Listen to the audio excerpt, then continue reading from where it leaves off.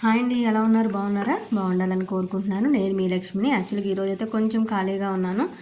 సరే గుడికి అయితే వెళ్దాము, ఒకసారి శివాలయంకి అయితే వెళ్ళి దర్శనం చేసుకుందామని అయితే స్టార్ట్ అయ్యి వెళ్ళాను అనమాట.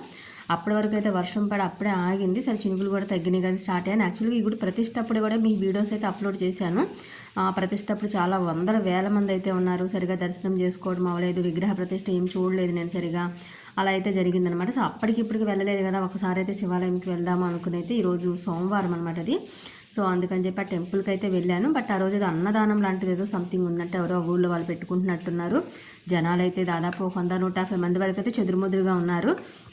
ఇంకా నేనైతే గుళ్ళోకి వెళ్ళి దండం పెట్టుకున్నాను. ఆయన అయితే తొలిగా వచ్చానని చెప్పి నేను షాక్ అయింది. ఎక్కడంటే ఆ పంతులు గారు అయితే, అమ్మ తొలిగా వచ్చావు కదా అని శివుడికి డైరెక్ట్గా గర్భగుడిలోకి తీసుకెళ్లి హారతి నాతో ఇప్పించారు. నేనైతే అది షాక్, ఎక్స్పెక్ట్ చేయలేదు అసలు. ఇంతవరకు నేను ఏ గుడిలో ఎవరిని చూడలేదు, నాతో అలా చేపిస్తారని ఎక్స్పెక్ట్ చేయలేదు. ఆయన ఎందుకు అలా చేపించారో కూడా నాకు అర్థం కాలేదు. ఫస్ట్ టైం తత్తరపడిపోయాను అనమాట. అలా దేవుడికి స్వయంగా నేనే హారతిని ఇవ్వటం గుడిలో అనేసరికి ఆ చెయ్యి కూడా వణికిపోయింది. కొన్ని మెమరీస్ అలా చెప్పుకోవడానికి అది గొప్పని కాదు, ఇంకోటని కాదు, కానీ కొంచెం ఇదిగా అయితే అనిపించింది. కొంచెం వైబ్రేషన్ అయితే వచ్చింది. నేను ఆ దేవుడికి హారతి ఇస్తూ ఉంటే, ఇంట్లో దేవుడికి రోజు ఇచ్చుకుంటూనే ఉంటాం, బట్ గుడిలో దేవుడికి గర్భలోకి వెళ్ళి ఇవ్వటం అనేది చాలా హ్యాపీగా ఫీల్ అయ్యాను. నేనైతే ఎక్స్పెక్ట్ చేయలేదు. కాబట్టి ఆ రోజు భోజనాలకు సంబంధించిన కార్యక్రమాలు అయితే వంట వాళ్ళు అయితే చేస్తూ ఉన్నారు.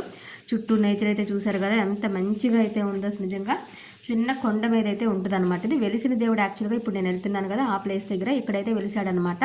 ఆ వెలిసిన దేవుడు కూడా ఇక్కడ పూజలు చేసి గుడి అయితే కొంచెం పక్కన కట్టారనమాట. సో ఇక్కడ ఫస్ట్ పూజ చేసి తర్వాత అక్కడికి కూడా వెళ్తారు. నేను ఇక్కడ కూడా దండం పెట్టుకుందామని ఇక్కడికైతే వచ్చాను. ఇదైతే మీతో పర్సనల్ బ్లాగ్లో షేర్ చేసుకుందామని చేసుకుంటున్నాను. Please watch it. Thank you. Subscribe.